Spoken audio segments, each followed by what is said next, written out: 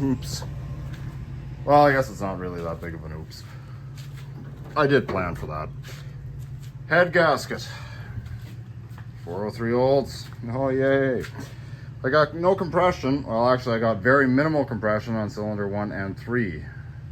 It's not leaking coolant into the crankcase. And I don't think the valves are sticking.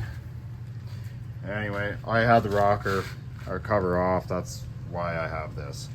I ended up plugging things back in just to get it in here. It's 35 degrees outside today without the humidity.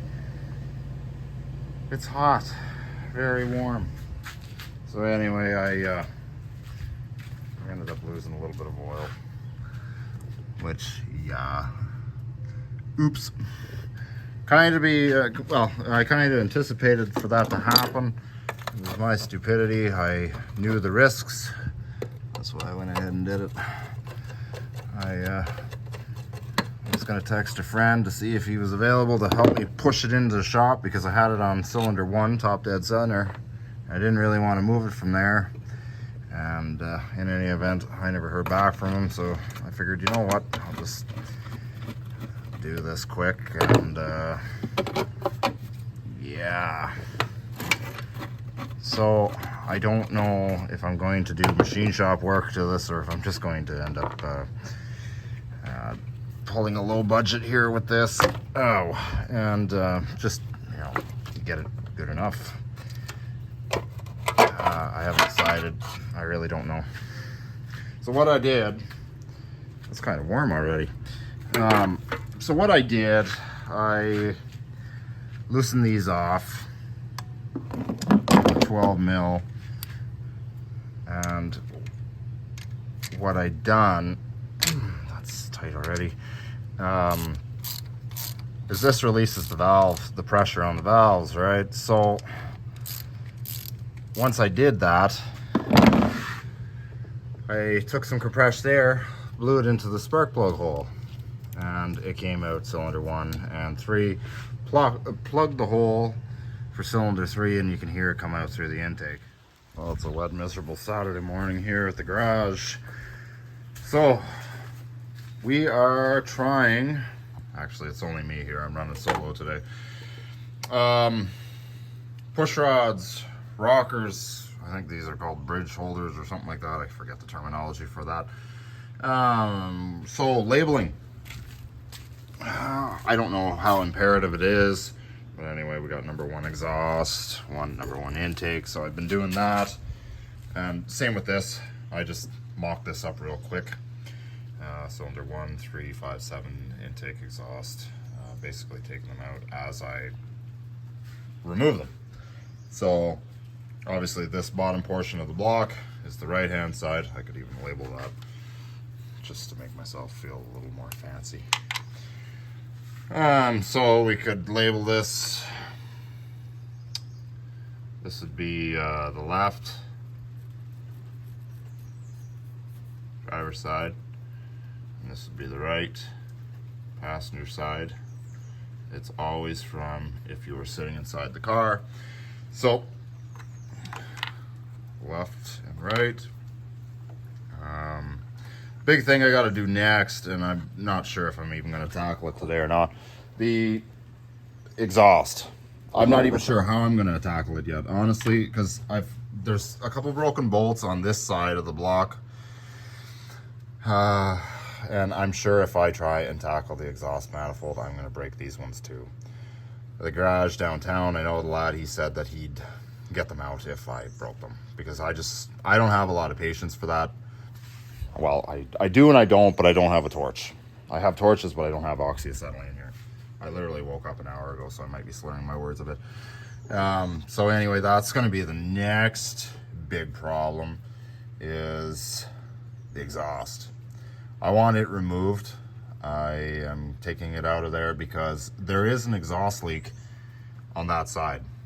Manifold stud broke, so I might as well take them off, clean it up, put new exhaust gaskets in there. You're going to be doing the intake anyway. The heads have got to come off, so it might as well be done at the same damn time. Another thing too, if you're actually getting involved in something like this, is to inspect them for wear. I mean, that is normal. Mileage is unknown on this engine. We have no idea how many miles are on it. But I mean, it has happened where, you know, the push rod has pushed through these.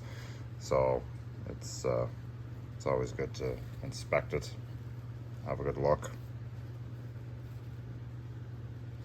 Make sure that the oil passage, there's a little hole here. Your push rod has a hole all the way through it too. Make sure that oil passage isn't blocked or anything like that. That's good.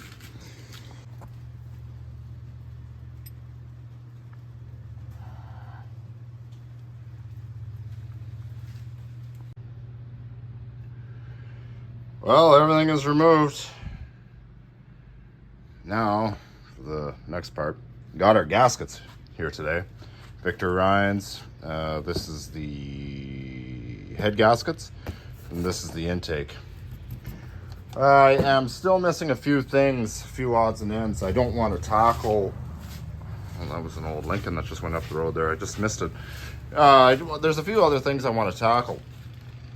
If I can find my light. I just rinsed the engine coolant off the floor here, so I got the floor is wet. I took my trouble light. What the heck did I do with it? Oh, here it is, over here. Pardon me, I wasn't prepared for a video. Anyway, so I'll plug this in and I'll show you guys because the lighting is so poor. It got overcast this afternoon, and of course, just happens to be so dark in here right at the moment because of that. And it's getting late in the day also. So anyway, everything is removed. This head is also removed. Exhaust manifold is still attached. I swear there was more weight on this cylinder head than the other one. So anyway, a little bit of dust. I gotta get vacuumed out of there. We can't have any of that in there. I can almost see a little bit just on top of the piston rings.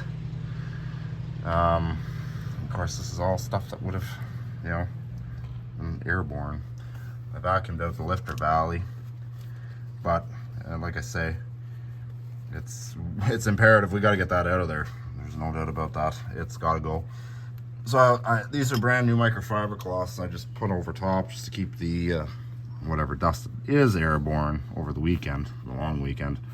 Doesn't exactly go in there, but I'll have to clean all this out, and it'll definitely need a fresh oil change before you even try and crank it over. But what I'm waiting on, engine mounts. I'm swapping them out. This one looks like it's broke or separated also. Anyway, hard to tell in there, but yeah, I got new ones on the way. Well, engine mounts here today at the shop on the station wagon. We got two sets. One is for the Buick, and one set is for this one. Tranny mounts included. I actually saved a little bit of money by bundling, combining all three. So you got two engine mounts, same part numbers, and then a transmission mount. They all come in separate boxes. They're not all in one box. But anyway, so we got that. We got one done already. Right hand side. It's in except the lower bolt. I didn't care for it. I'm gonna replace it. It's wore. I'm gonna get a replacement one. You can tell it's been kind of riding on that for a while. Just a little thin. I just rather not use that. It's been squashed. I think what had happened is that both engine mounts kind of collapsed. The mount itself is kind of separated, and anyway, so I believe that it was riding on this. It was riding quite hard. Mind you, rust also is taking a factor too, with it being in such a confined space. So we're going to toss that, and so I got a 16 mil. So there's two up top here. Of course, the manifold and the head have been removed for clarity purposes. Lucky me. You're not going to have that luxury unless you really want to get into some crazy nonsense here with that. But in any event, so two bolts on top. They bolt to the block, one down below, which feeds right through the mount, and the base plate, which is bolted down to the cross member. It's a little different than the Cutlass. The Cutlass was actually, the mount was actually part of, well, like you can see right here, like those two bolts that you see right now, you unbolt that and the whole thing comes away from the cross member. And then I think there was two that bolted into the block and then one right through the middle, if I'm not mistaken. I might be lying to you too, it's been so long since I worked on this. Yeah, no, there is a nut in there. There is a bolt through there too, so yeah, a little more heavy duty or whatever, I guess. So anyway, that's what we're doing here. Unbolt that. I have a little bit of an unorthodox method here because the intake and everything is removed. I do have a jack with some locking underneath the oil pan. I don't like doing that, but sometimes when you're in a pinch you have to. If you're careful enough and you don't apply too much pressure, you will get away with it without puncturing the oil pan. You got to be extremely careful. I should also mention, while you're doing this, while you're loosening off the two top ones, the whole block is going to slide down not even 2 or 3 millimeters, so don't be shocked if that happens. It will slide a bit. Ah, come on out of there, you. Switch over sockets here. We're gonna get jammed in here. So right now I gotta, actually using a 5/8. Switch over to this side. Gotta lose the extension. Undo some of this one too.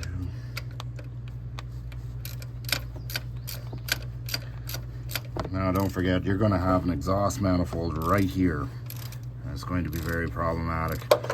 You might have a better chance accessing it from the bottom. It could be the same scenario. But I mean, 5/8 will get you started on that, so at least you're not trying to feel around wondering what socket is going to fit this bolt that you can't find. But, that's what it is. So don't forget to have your jack and blocking underneath the car. Just adequate tension, don't put a lot on it right now. Just enough so that the block doesn't slam on the oil pan, and keep your fingers away from everything. As if there's nothing under there, it's not going to totally fall right out of the air or anything like that, but you don't want to jam your fingers in anything. Okay, so today is a new day at the shop. Got the driver's side mount out, and you can see where the failure took place. With the driver's side, I guess the driver's side was the one that was faulty. Yeah, it's not supposed to do that. So the rubber, I don't know, this is my hypothesis, it's really cracked and weathered. I overheated this engine a couple of times. These 403s were known for overheating problems anyway. I've overheated it a couple times. I don't know if it was the heat that might have, you know, kind of compromised this one. The exhaust manifold is right there. There is a heat shield, but you know, of course that's only deflecting heat. You know, it's still getting quite hot around that area. So anyway, needless to say, this one here is done. But anyway, they needed to be replaced regardless. So we have new ones. Passenger side is good. I got that one done before I left here. So anyway, we'll go ahead and plug that one in there. Unorthodox methods, of course. Nowhere to really tie onto anything for use the engine lift. So I have my blocking, instead of it being under the oil pan, it's actually under the starter motor. So only one of two things can happen here. It'll either fix it, or it'll, you know the next word I'll say. So anyway, the starter is holding up the brunt of it. Like I said last night, we did shave about 300 pounds or more off the front end of this, maybe even more, with both heads and the intake removed and all that. So that was only for a short duration.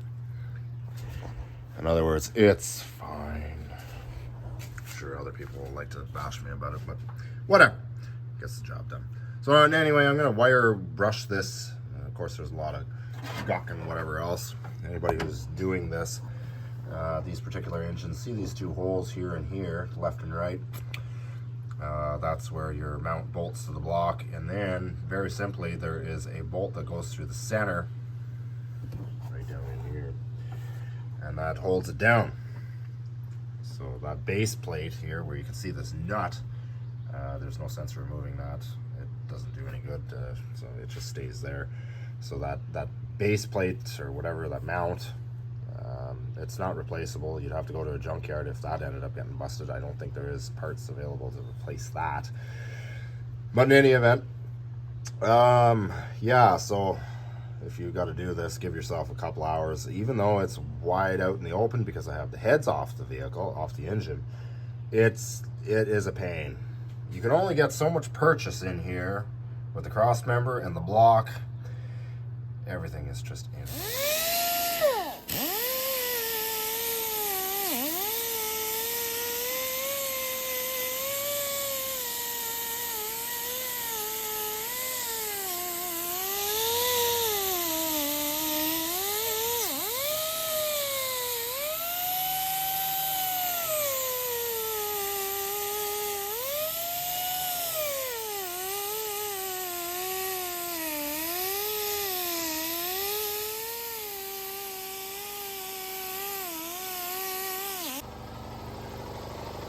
Well, back at the station wagon project here today. We got going on here this afternoon, preparing the block for the cylinder head to be put back on. So I'm using a combination of vacuum cleaner and some compressed air, blowing all the any little bit of dirt, dust, debris, whatever that may have found its way down around here.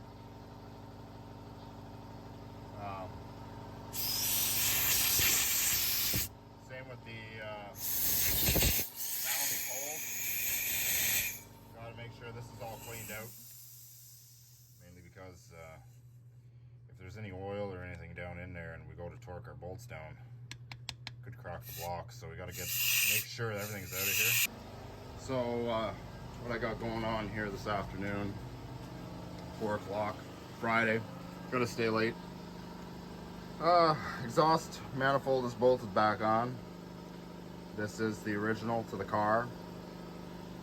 So 403 Oldsmobile V8, and a 307 Oldsmobile engine. The heads are interchangeable, or the exhaust manifolds will bolt up to a 403 head from a 77 to 79, whatever. So I got that one. This one's done. I got this torqued down. I don't really have a torque spec on this, so it's just tight. Cylinder heads are 140. So we're gonna do that once we get this back on. So anyway, yeah. So as for that, that's as it stands, that's where I got right now. So we have everything here, parts wise. Everything is in my arsenal of supplies to get this done. Exhaust man, a lot of people are probably asking, well, why didn't you just go ahead and put headers on it? I really did want to, believe it or not. But a lot of places I've been reading up on that, first and foremost, says right on the box, you got to do something with your linkage for your shifting, for your shifter. So, and I don't really want to get into that.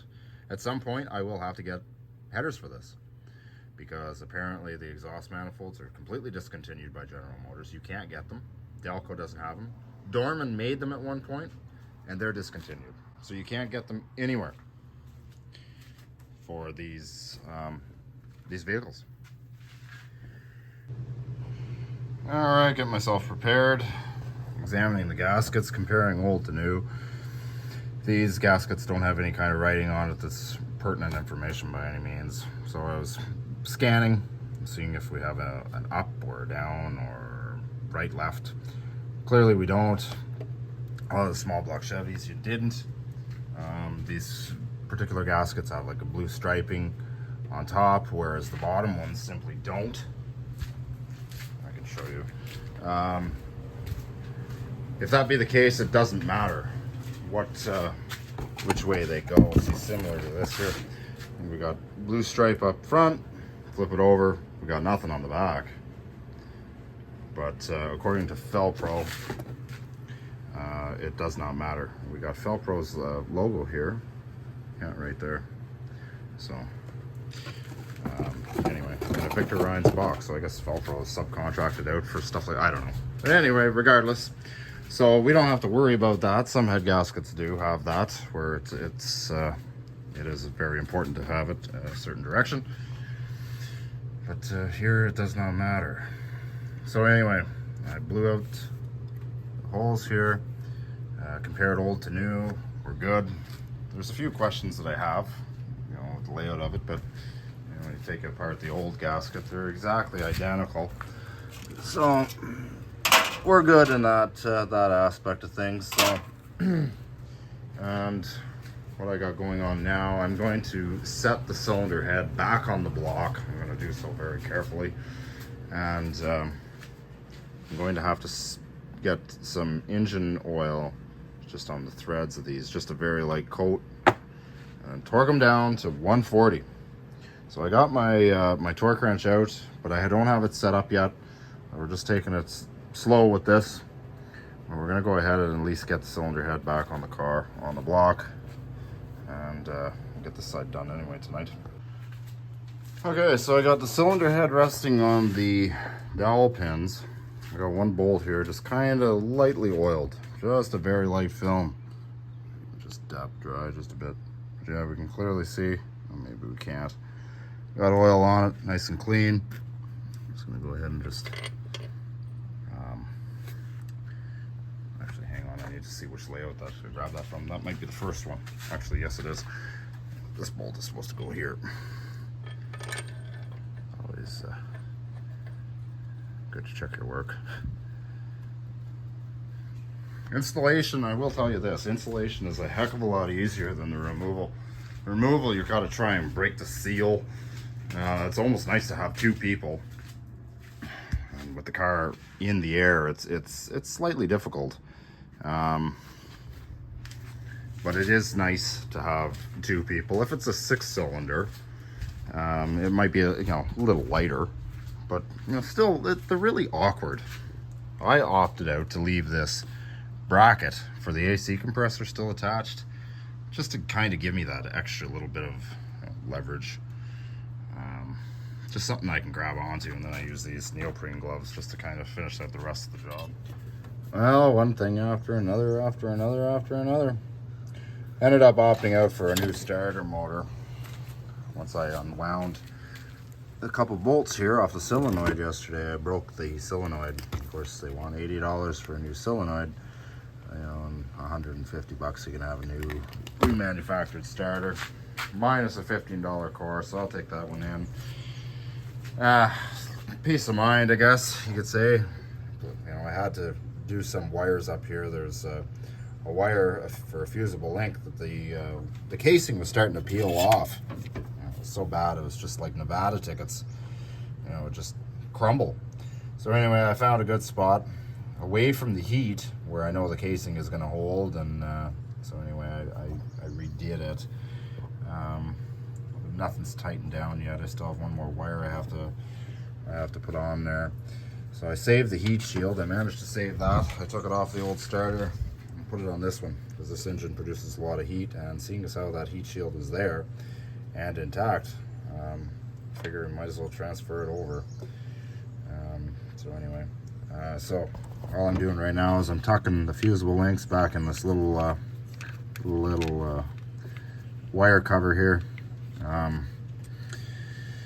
and then I'll just stow it behind the heat shield. Okay, so cylinder head is in. We're going to go ahead and torque it. All right, so push rods. Got it all torqued down to 130 in sequence. If you're ever doing one of these, just double check with yours. 1, 2, 3, 4, 5, 6, 7, 8, 9, 10, as I believe was the order.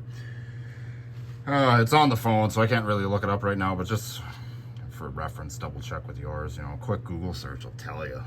You know, it's there. Well, I guess this poor little bastard wanted to help me out with my rockers. Oh, I rewarded him with a piece of cheese before I evicted his ass. All right, back at it. Push rods are all in.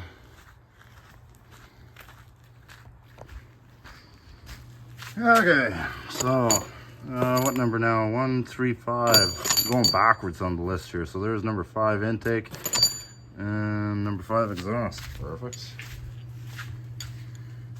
I need to get our, I'm doing the bridge holders last.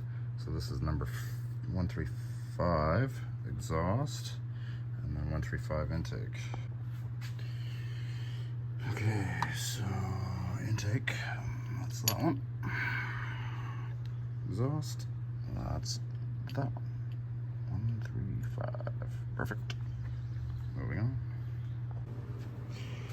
And ta-da! Well, as of 5:54, it's starting to look like an engine again. I have the distributor. Oh, I don't want to turn it too many times, but I haven't marked out anyway. Looks like these wires aren't in the greatest shape. I should really do something with that. Looks like somebody tried to shrink tube the wires before, but in any event. And looks like I also changed the distributor rotor as well at one point, but in any event, looks pretty good. So I'm gonna go ahead and set the distributor in there. I'm not hooking anything up.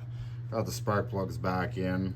Just minor stuff. I might tackle yet tonight the rest of the belt driven components.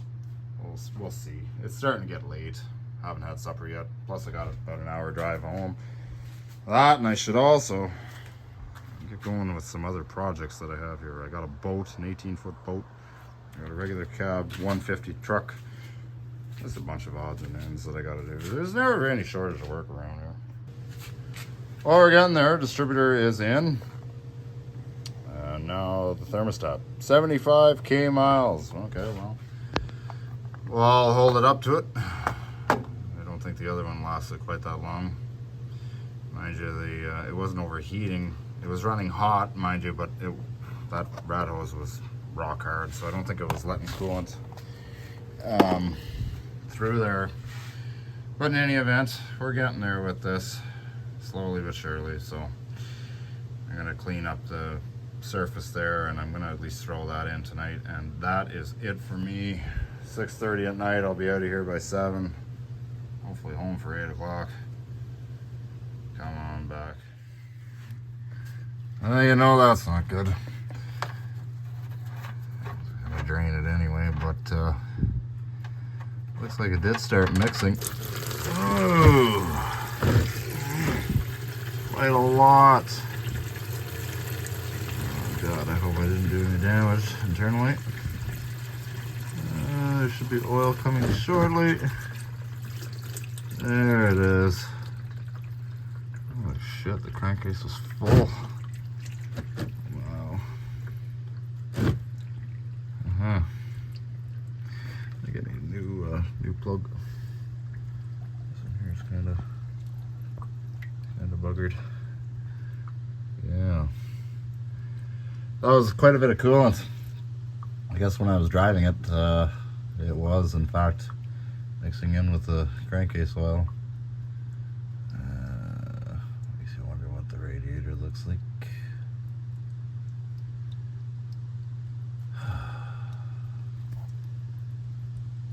Guess that's where my coolant's been going this whole time. Oh, look at that. I gotta try and get up. Lots of lights. Thankfully. Oh, no, now we don't.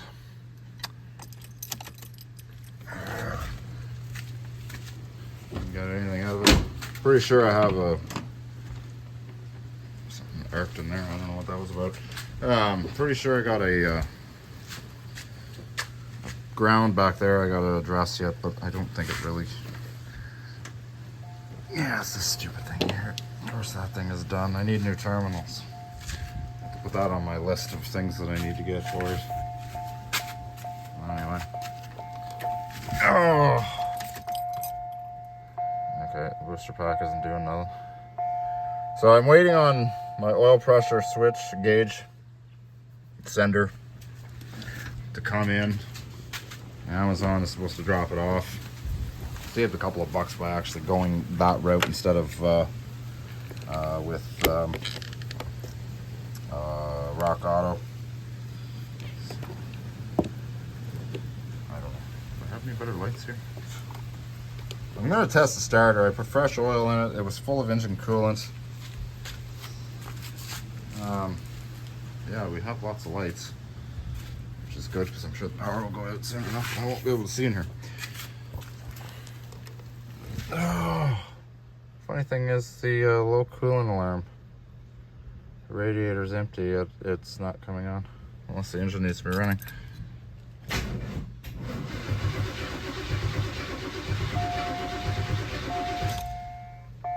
What?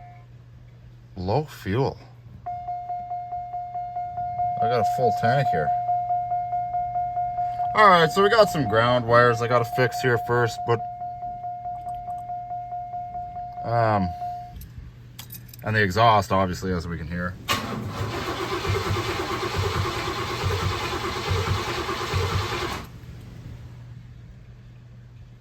You know what? Plug the distributor in. It's been sitting here a month. I'm gonna try it here today. I don't care. It's gonna be loud as hell. I can smell fuel though. Hang on. What do we got? I can smell it pretty good actually. Hang on here. Maybe we won't try anything yet. I can smell it.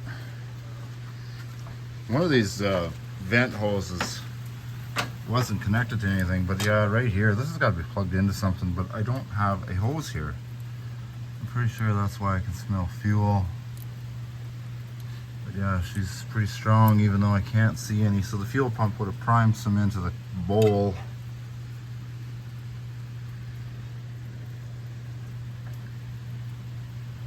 I can't run it for very long because I mean oil pressure will build and it'll come out of that port and the dipstick tube, which I don't have, so.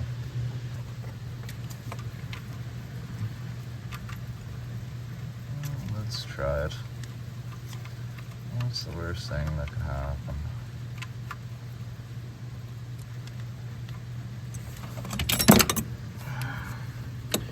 Yeah, so anyway, in any event, I just doing the final touches. I'm still waiting on some parts. I need a donut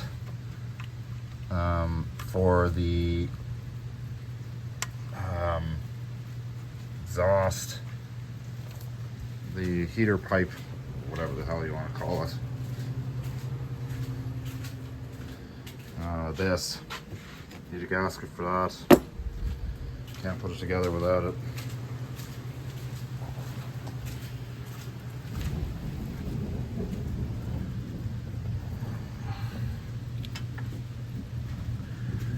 All right, well, what's the worst thing that could happen? We got a fire extinguisher handy. Better check and make sure that's... Yep, we're good. All right. Should start on its own. Choke is closed. Woohoo! Oh, lots of engine coolant flying. Okay. Fair enough. Doesn't want to let me start it now. Okay. This battery froze one winter. There we go. Got sparks. So the top post doesn't actually work anymore. So oh, that was a quick power failure. Okay. Anyway, see what happens. Hell lot of nothing here. Jeez. Oh, wait a minute. Oh yeah. What do we got?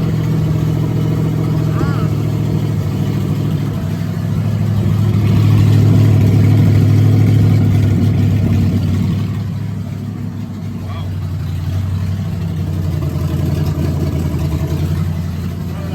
Power.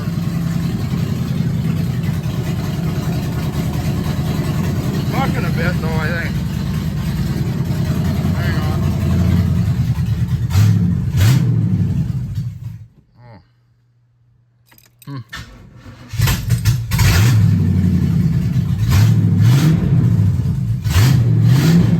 Well, that's loud.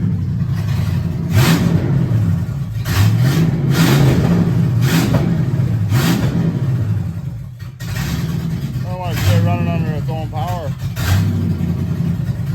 I think I got a couple vacuum hoses I got to deal with.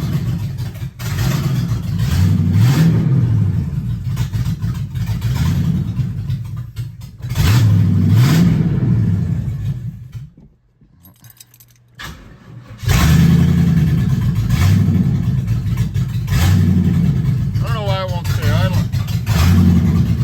The alternator's not charging either. Not at full power anyway. That's weird. Oh, come on. It sounds a lot better though, I will say that. I'll have to adjust the ignition timing. I bet you any money that's what my problem is.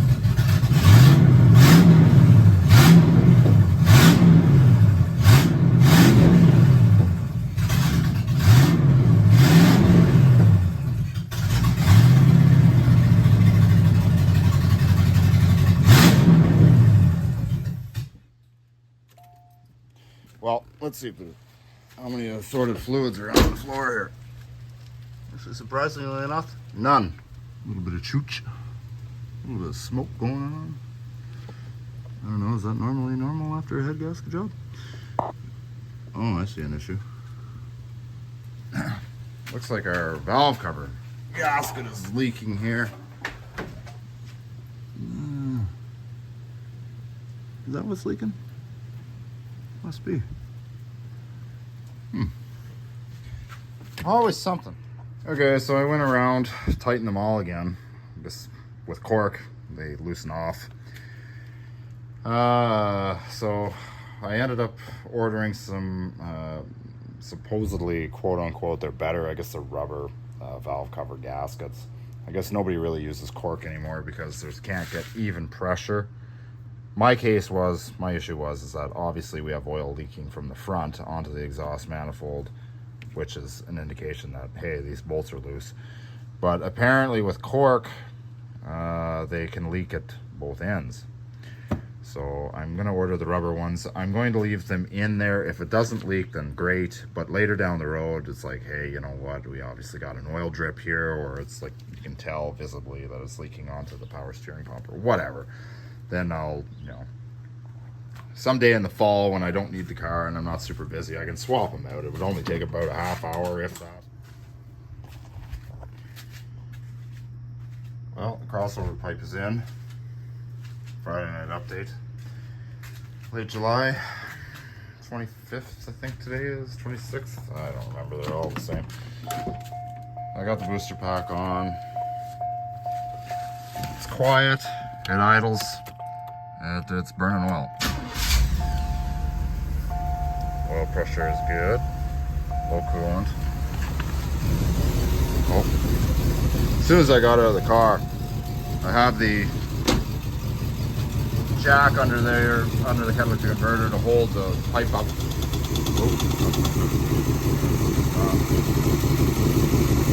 I believe our valve cover corks might be leaking oil here. It was smoking pretty good here a minute ago. But I can't physically see it leaking and the bolts are tight.